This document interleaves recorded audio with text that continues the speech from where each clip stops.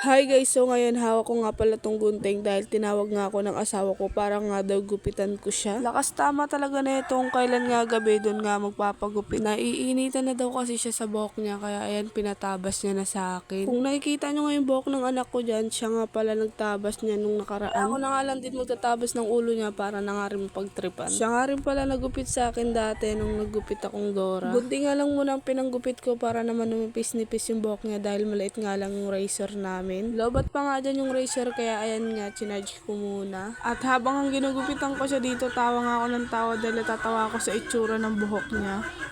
Tama na yan, bukas naman. Inumin tuloy. Ang laki-laki ng gunting na yan ha, matusok ulo ko yan ha. Galing mo.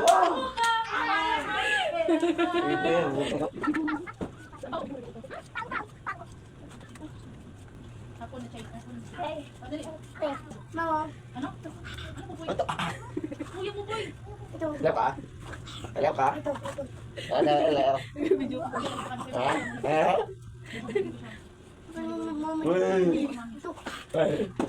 Wala makita sa video eh. Ito po. Ikaw na ba? Tay, lalabas si Malik, nagugupit kami ng buhok. Tay, punta sa akin oh. Ito. Doon ka bago ligo ka. Okay na ba to? Tay, okay na to, tay. Tingnan mo nga, tay. Okay na to gupit niya? Gwapo na bago siya. Ay, namunta ka pa. Lager ka rin. Nga, ang tawag niya ako nakatusok. Yan, okay na yan. Pwede na. Parang mungguloy. Okay na to. Ito po nga, wala lang po nito kagabi. Nakalusot kami yung tag. Pwede na, Tring. Pwede na yun. At nung matapos ko na nga siyang gupitan, na yun na nga yung itsura. O, nagyaya pa nga lumabas o. At ayun na nga, kinuha ko na nga rin pala tong razor kahit nga hindi pa full charge. Sabi niya pa nga baka daw malobat. Sabi ko okay na yan pag nalobat, tulog na kagad. At ayun na nga, inupisahan ko na nga rin pala gupitan yung ulo niya. Natatawa pa nga ako dyan kasi natatakot siya baka daw makayod ko yung ulo niya. Hindi nga talaga ako marunong dyan, nagmamarunong nga lang ako. Dandaan lang yan kasi gumaganon yan oh. O, di ba napapaghalataan na takot si Nunoy?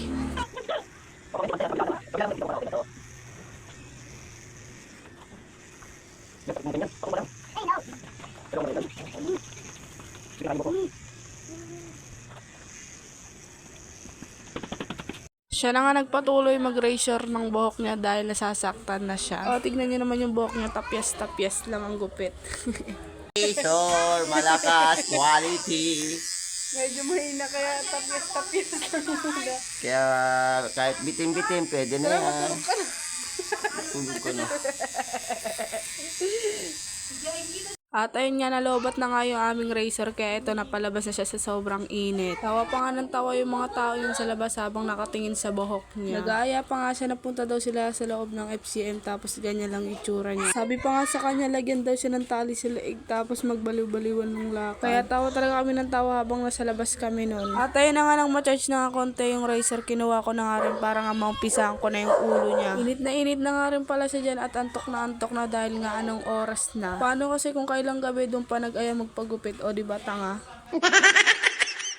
At ayun na nga, seryoso pa kami dalawa dito at biglang nalobat yung razor namin. At ayun, balik charge ulit ako. At sabi ko nga sa kanya, okay na yan, matulog na siya, bukas na lang uli. At nang pagkatapos ko uli ma-charge ito, inumpisahan ko na at lumipat na kami dito sa may CR banda kasi nga wala nang katao-tao sa labas. Pawis na talaga kami ditong dalawa at kating-kati na sa buhok niya.